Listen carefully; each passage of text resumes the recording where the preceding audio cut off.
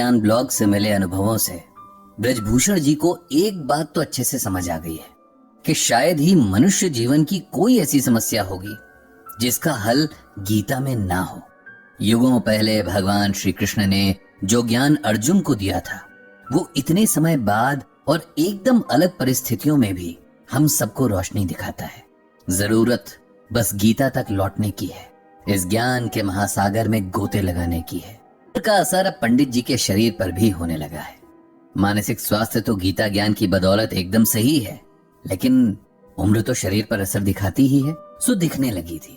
उनके family doctor ने उन्हें नियमित चेकअप के लिए आने की सलाह दी थी और पंडित जी जानते थे कि उम्र के इस पड़ाव पर अपने स्वास्थ्य के प्रति लापरवाही उन्हें भारी पड़ सकती है।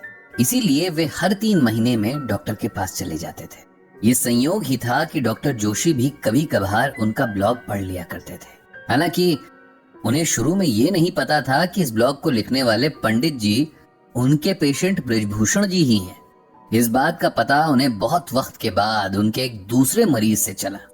एक बार जब पंडित जी अपने तिमाही चेकअप के लिए गए तब डॉक्टर साहब ने उनसे इस बात का जिक्र किया कि वे भी कभी कभी समय मिलने पर उनका ब्लॉग पढ़ लिया करते हैं और उन्हें पढ़कर बहुत आनंद आता है।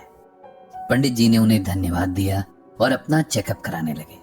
डॉक्टर ने कुछ टेस्ट वगैरह लिख दिए और 2 दिन में फिर आने को कहा। 2 दिन बाद जब पंडित जी रिपोर्ट लेकर गए तब उन्हें पता चला कि डॉक्टर साहब के पिताजी की तबीयत अचानक खराब हो जाने से वो आज क्लिनिक नहीं आए हैं। पंडित जी ने भगवान श्री कृष्ण से डॉक्टर साहब के पिता को स्वास्थ्य लाभ देने की प्रार्थना की और घर चले गए। फिर अगले 2 दिनों के बाद जब वो दोबारा क्लिनिक पहुंचे तो इस बार डॉक्टर साहब मिल गए। उन्होंने रिपोर्ट्स देखकर पंडित जी को खान पान में कुछ परहेज बताए और कुछ दवा भी लिख कर दी। पंडित जी ने डॉक्टर साहब से उनके पिता की सेहत का हाल पूछा तो डॉक्टर साहब ने बताया कि उनके पिताजी का ब्लड प्रेशर अचानक से बढ़ गया था, जिसकी वजह से उन्हें चक्कर आया और वे गिर गए। उनकी कमर में काफी चोट आई है और अब वे कुछ समय तक बिस्तर पर ही रहेंगे। पंडित जी ने उनके बेहतर स्वास्थ्य की शुभकामनाएं दी और उठने लगे कि तभी डॉक्टर साहब ने उन्हें आवाज देकर रोक दिया। पंडित जी, क्या आप मेरी एक मदद कर सकते हैं? डॉक्टर साहब ने बड़े विनम्र स्वर में पूछा।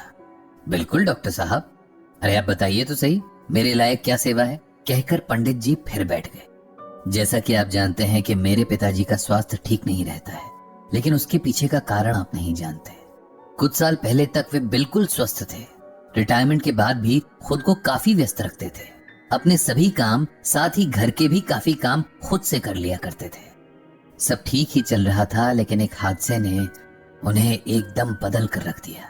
एक बार मेरे माता पिता परिवार के किसी विवाह समारोह से लौट रहे थे कि उनकी कार का बहुत भयंकर एक्सीडेंट हो गया, जिसमें मेरी माता जी को बहुत ज्यादा चोट आई थी और कुछ वक्त बाद उनकी मृत्यु हो गई। पिताजी के शरीर की चोट तो ज्यादा नहीं थी, लेकिन इस हादसे ने उनके मन को बहुत कमजोर कर दिया। अब हर वक्त वे हमारी चिंता में डूबे रहते हैं।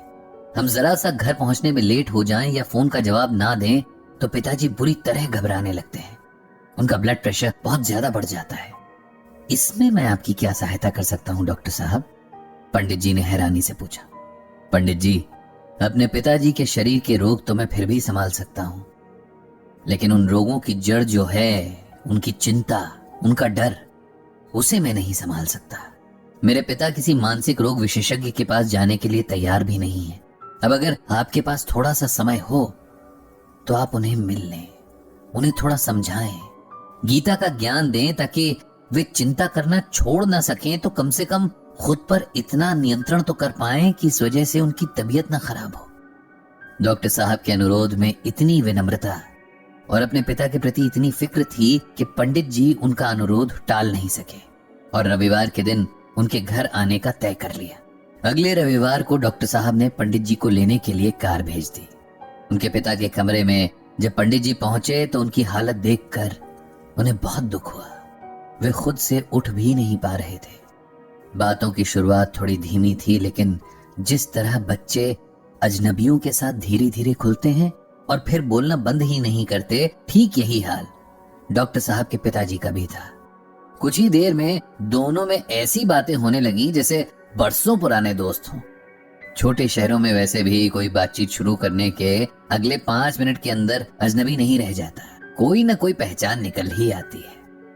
डॉक्टर साहब के पिता ने इस बातचीत के दौरान जाने कितनी बार अपनी पत्नी को याद किया।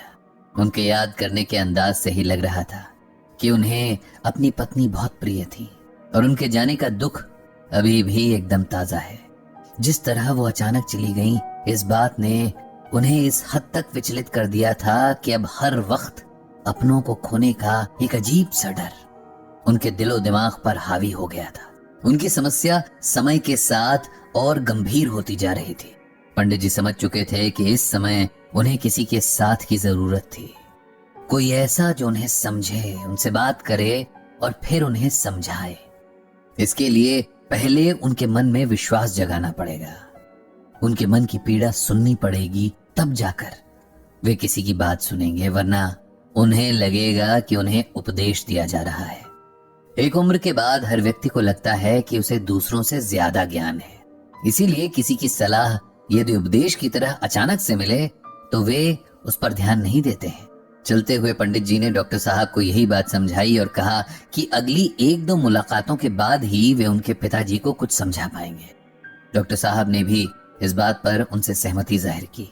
अगली 2 मुलाकातों में पंडित जी और डॉक्टर साहब के पिताजी की आपसी समझ और मजबूत हुई। जब पंडित जी को लगा कि अब सही समय है, तब उन्होंने गीता का ये श्लोक डॉक्टर साहब के पिताजी को सुनाया। चिंतया जायते दुखम नान्यथे हेति निश्चयी तया हीनः सुखी शांतः सर्वत्र गलित स्पृहा। भगवान श्री कृष्ण अर्जुन से कहते हैं कि हे अर्जुन, चिंता से ही दुख उत्पन्न होते हैं, किसी अन्य कारण से नहीं। ऐसा निश्चित रूप से जानने वाला चिंता से रहित होकर सुखी, शांत और सभी इच्छाओं से मुक्त हो जाता है। जोशी जी, आपकी पत्नी के साथ जो हुआ वो बेहद दुखद था, लेकिन ये होना नियति में उनके जन्म से ही जुड़ा हुआ था। न कोई इसे रोक सकता था, न बदल सकता था। इसी तरह हम सबके भाग्य में जो लिखा है उसे घटित होकर ही रहना है। हम उसे एक पल के लिए भी आगे पीछे नहीं कर सकते। इसीलिए इस सच को स्वीकार करने में ही भलाई है। चिंता करने से सिर्फ और सिर्फ मन और शरीर को कष्ट पहुंचता है, इसके अलावा कुछ नहीं बदलता। इसीलिए आप चिंता करना छोड़ दें। जीवन में एक हादसा हुआ, इसका अर्थ ये नहीं कि वो दोबारा दोहराया जाएगा। इसीलिए जीवन के कीमती वक्त को चिंता में नष्ट कर देना व्यर्थ है। आप खुद को इस चिंता से मुक्त कीजिए और अपने आप को किसी दूसरे उपयोगी काम में लगा दीजिए। इससे आपका मन भी लगा रहेगा और आपका समय भी आराम से कट जाएगा। जोशी जी को पंडित जी के समझाने से बड़ी राहत मिली। उन्हें समझ आया कि वे व्यर्थ की चिंता के मक्कड़ जाल में फंसे हैं। उन्होंने मन ही मन संकल्प लिया कि इससे बाहर आने की पूरी कोशिश करेंगे। इसके साथ ही पंडित जी ने दोबारा आने के वायदे के साथ जोशी जी से विदा ली। और अभी हम भी आपसे विदा ले रहे हैं इस एपिसोड